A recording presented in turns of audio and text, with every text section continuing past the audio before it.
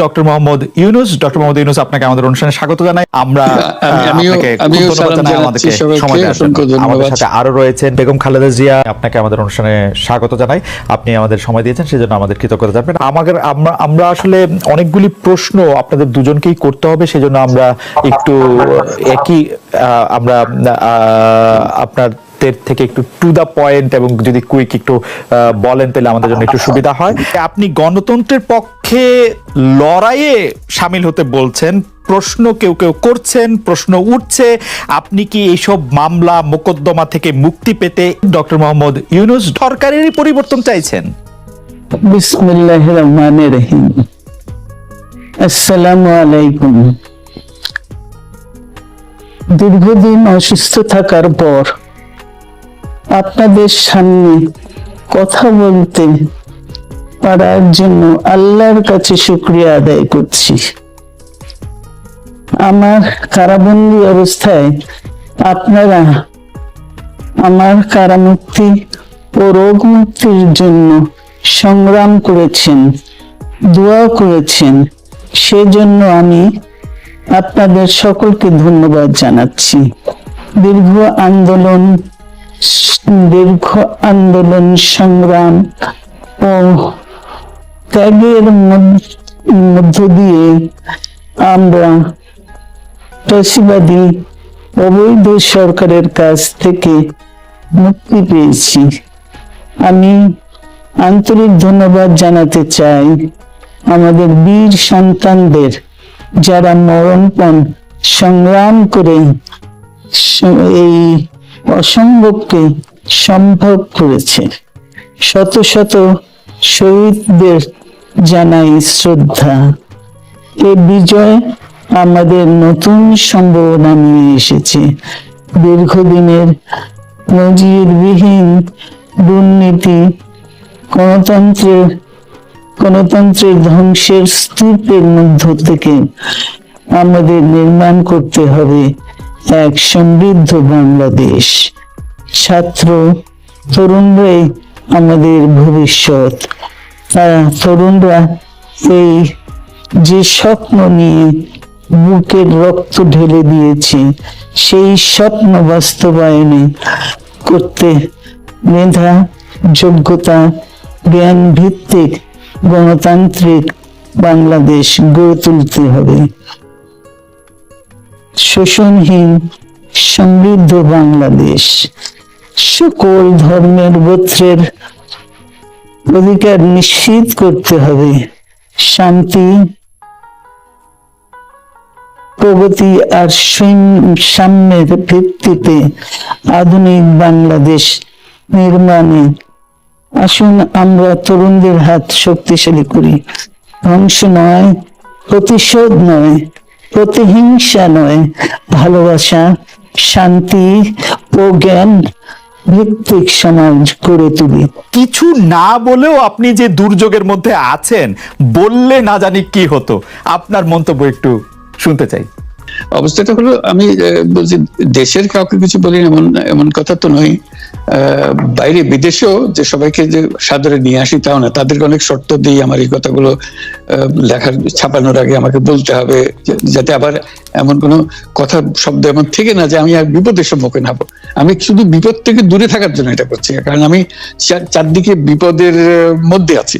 আপনি যখন বলছেন যে গণতন্ত্র মানবাধিকারের পক্ষে এক কণ্ঠে কথা বলার আহ্বান আপনি জানাচ্ছেন, আপনার কাছে কি মনে হচ্ছে যে গণতন্ত্র মানবাধিকারের পক্ষে এখন বহু পক্ষ বহু কণ্ঠ, এটা আসলে এক কণ্ঠে কেউ বলতে পারছে না বা সাহস পাচ্ছে না বা বলছে না, এরকম আপনার মনে হচ্ছে কিনা?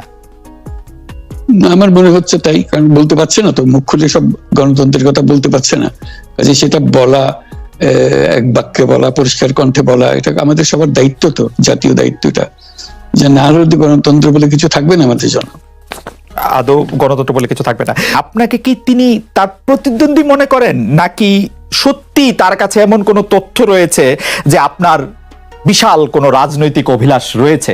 আপনি কি রাজনৈতিকভাবে তার প্রতিদ্বন্দ্বী হয়ে উঠছেন বলে তিনি আপনাকে অপছন্দ করছেন, না কি কারণে, আপনার কি মনে হয়? আমার মনে হয় উনি মনে করেন যে আমি দেশের সর্বোচ্চ ডাকু, সন্ত্রাসী, কিংবা আমি অপরাধী, আমি সেরা চোর, এই জাতীয় জিনিস মনে করেন। কাজে সেগুলো ব্যাখ্যা করেন উনি তার মাকে, এমন সব কটু শব্দ ব্যবহার করেন যাতে মনে হয় যে আমার সম্বন্ধে তার ধারণা খুবই খারাপ। আসলে এটা নিয়ে কথা বলাটা একটু বিব্রতকরই, কিন্তু কেউ কেউ এটা বলে থাকেন যে বিশেষ করে যে 2007 সালে যে 111 সরকার আমরা যাকে বলি, তাদের যে বিরাজনীতিকরণের একটি চেষ্টা, সেই চেষ্টার মধ্যে আপনার অংশগ্রহণ আছে কিনা। যদিও বারবার বলা হয় যে আপনি আসলে সেই ক্ষমতাটা দখল করতে চেয়েছিলেন, অথচ আমরা উল্টা শুনেছি, আপনার মুখেও শুনেছি, যারা ওই সময় কৌশলভ ছিলেন তাদের মুখেও শুনেছি যে আপনাকে আসলে অফার করা হলো, আপনি সেটি ফিরিয়ে দিয়েছিলেন। কিন্তু কেউ কেউ আবার বলে থাকেন আপনি একটা লম্বা সময়ের জন্য চেয়েছিলেন। এইটি কি একটা কোনো কারণ হতে পারে? এই ব্যাপারটিকে আমাদের দর্শকদের জন্য মানে বা ইয়েদের জন্য একটু আপনি পরিষ্কার করবেন যে আপনি আসলে রাষ্ট্রের সর্বোচ্চ ক্ষমতায় বা রাজনীতির জায়গায়, দেশ পরিচালনায়, সেগুলিতে আপনি আসলে আসতে চেয়েছিলেন কিনা, চান কিনা, বা ওই জায়গা থেকে। যদি চাইতাম খালেদ, যদি চাইতাম, তখন যখন মিলিটারি আমার বাসায় এসে বসে রইল সারা রাত আমাকে রাজি করানোর জন্য, আমি তো লুফে নিতাম। রাজি করানোর জন্য বসে থাকতে হবে কেন? আমি যদি ক্ষমতাই চাইতাম, বলে আর চলেন চলেন, কি করতে, কি কোন জামাটা পড়তে হবে দেখিয়ে দেন, এখনই যাচ্ছি। আমি তো সেটা করিনি, তাদের সঙ্গে তর্ক করেছি, সারা রাত ধরে তর্ক করেছে যে না ভাই আমাকে দিয়েন না, আমি এই কাজের উপযুক্ত না, আপনারা অন্য লক্ষ্য যান। তারা আমার উপরে মন ঠিক করে ফেলেছে আমাকে দিতে হবে। আমি বারে বারে বলতেছি তাদেরকে, তারা নিরাশ হয়ে ফিরে গেল, বললো যে সকালবেলা আবার আসবো, সকালবেলায় আসলে তখন আপনি আমাদেরকে বলেন যে রাজি আছেন। ঠিক আছে, তা না হলে তো আমি সঙ্গে সঙ্গে রাজি হয়ে যেতাম। কে ছাড়ে যাও আপনাকে, দেশের পুরো সরকারের প্রধান হবার জন্য আহ্বান জানাচ্ছে, বাংলাদেশে এরকম কয়জন মানুষ আছে বলবো যে না আমি এই দায়িত্ব গ্রহণ করব না। আমি তো করলাম সেটা, এখন আমার নামে বলা হচ্ছে 10 বছর চেয়ে। আমি বছর দিয়ে তো পুষ্টি উঠে না, তারপরে এরপরে তো কয় বছর কয় কাণ্ড। আমি 10 বছর দিয়ে কি করবোটা কি? আমি 10 বছর দিয়ে, আমি তো বলছি আমি এই কাজের জন্য নই। দেশে আমার দেশ পরিচালনা করা আমার দায়িত্ব না, আমার কাজ না, আমি জানি না এটা কিভাবে করতে হয়, আমি যেটা জানি সেটা করি। আপনার হাত দিয়ে যখন গ্রামীণ টেলিকমের প্রতিষ্ঠা হয়, তখন এর আয় থেকে আপনি গ্রামীণ ব্যাংকের সদস্যদের জন্য ব্যয় করার কথা বলেছিলেন বা ভেবেছিলেন। আপনি গ্রামীণ ব্যাংক থেকে চলে আসার সময় বা ওই আগে পরে আমরা দেখেছি যে সে আর্টিকেল অফ অ্যাসোসিয়েশনটা আসলে ওই একই রকম নাই, বদলানো হয়েছে। তো গ্রামীণ ব্যাংকের বা গ্রামীণ টেলিকমের এই বেনিফিশিয়ারি থেকে গ্রামীণ ব্যাংকের সদস্যদের আসলে বাদ কেন দেওয়া হয়েছে? মানে এইটার পিছনে কারণ কি? এখন গ্রামীণ টেলিকমের যে লভ্যাংশ তা কোন খাতে আসলে ব্যয় করা হয়, বা মানে যে আয়টা, মুনাফা, সেটি আসলে কিভাবে ব্যয় করা হয়? গ্রামীণ টেলিকম একটা স্বতন্ত্র প্রতিষ্ঠান। এটা কোম্পানিজ আইনের 28 সেকশন 28 দ্বারা সৃষ্ট। তার অর্থ হলো যে এটাকে আইনের ভাষায় বলে non dividend company, guaranteed by limited by guarantee. কাজে এটার কোনো মালিক নাই। কাজে মালিক যেহেতু নাই, এটা তার নিজের নিয়মে যারা গ্যারান্টি দিয়েছে, যারা গ্যারান্টির পরিমাণও খুব সীমিত, লিমিটেড বাই গ্যারান্টি, এটা 1000 টাকা। মানে যদি যত তোলপাড় হয়েও যায় কোম্পানিতে, বহু পাওনা থেকেও যায় লোকজনের, যারা এটার পরিচালনা পরিষদে আছে তাদের দায়িত্ব হবে 1000 টাকা পর্যন্ত, এর দায়ী থাকবে 1000 টাকা পর্যন্ত, এর বেশি তার দায়িত্ব থাকবে না। কাজে এত সহজ সরল একটা জিনিস। তো সেটাই হলো গ্রামীণ টেলিকম।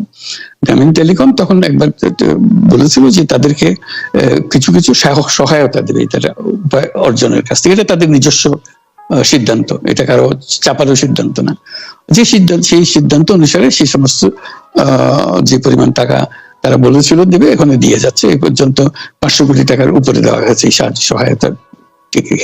কাজে ওইটা যে আমরা বা গ্রামীণ টেলিকম এটার থেকে পৃথক হয়ে গেছে, তার যে কথা দিয়েছিল, কথা পুরো, এটা একটা কথা দিয়েছিল, এটা পূরণ করছে না। এটা আইনগত কোনো যে আইনি বাধ্য হতে, আমাদের দিতে বাধ্য হবেন এরকম কিছু ছিল না। কাজে এই ধরনের বিষয়টা এই টেলিকমের বিষয়ে বলা। গ্রামীণ ব্যাংকের আপনি যখন মানে গ্রামীণ টেলিকমটা আপনি প্রতিষ্ঠা করেন, সেই সময়ে গ্রামীণ টেলিকমের সাথে গ্রামীণ ব্যাংকের সম্পর্কের যে বিধিমালা, সেই বিধি কি আপনি যখন চলে এসেছেন গ্রামীণ ব্যাংক থেকে সেটি পরিবর্তন করা হয়েছিল? তো সেই পরিবর্তনটি মানে পরিবর্তনটির জায়গাটা যদি আমাদের একটু পরিষ্কার করতেন। পরিবর্তন ছিল যে আগে এটা নমিনেট করতে পারতো গ্রামীণ ব্যাংক, চেয়ারম্যান পদের জন্য একজন লোক নমিনেট করতে পারতো। আমরা যেহেতু গ্রামীণ ব্যাংক থেকে আমাদেরকে সরিয়ে দেওয়া হয়েছে, তখন আমরা মনে করলাম যে এটা রাখার আর দরকার নাই, গ্রামীণ টেলিকম থেকে সেই পদটা আমরা পরিষ্কার করে দিয়েছি, যখন এটা আর দরকার নাই। এইটুকুই পরিবর্তন হয়েছে। এটা ন্যায়সঙ্গতভাবে পরিবর্তন করার ধারা অনুযায়ী যা যা করতে হয় সেটা করা হয়েছে। এতে তার ইচ্ছা বা তার কর্তব্য, তার করণীয় যে অবজেক্টিভস আছে, কোথাও পরিবর্তন হয় নাই। এই ক্ষেত্রে আমাদের এই বিষয়ে আর কি এইটাই আমাদের আরেকটা প্রশ্ন, সেটা হচ্ছে যে গ্রামীণ টেলিকম কি গ্রামীণ